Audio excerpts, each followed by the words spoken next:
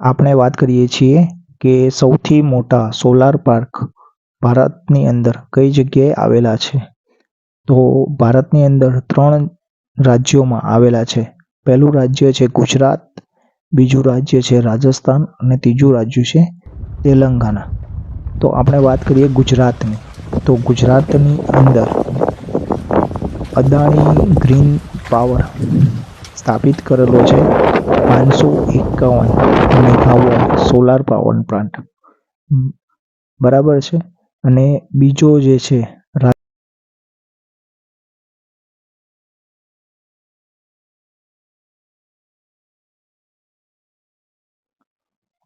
રાજસ્થાનની અંદર જોધપુર જિલ્લામાં આવેલો વિશ્વનો સૌથી મોટો સોલાર પાર્ક છે, જે 14,000 એકરમાં સ્થાપિત કરવામાં આવેલો છે.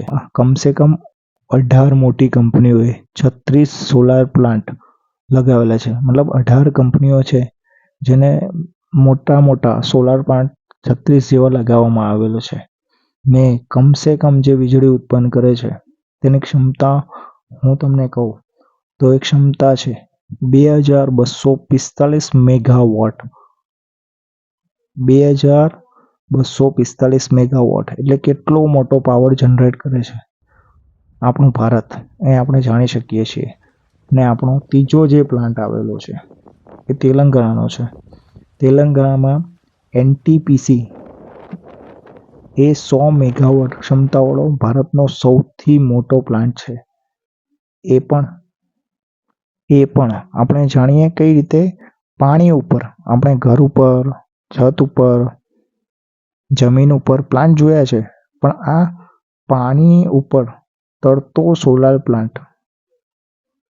સ્થાપિત કરવામાં આવેલો છે. એ પણ કેટલું પાણી, 500 એકર જળાશય વિસ્તારની અંદર.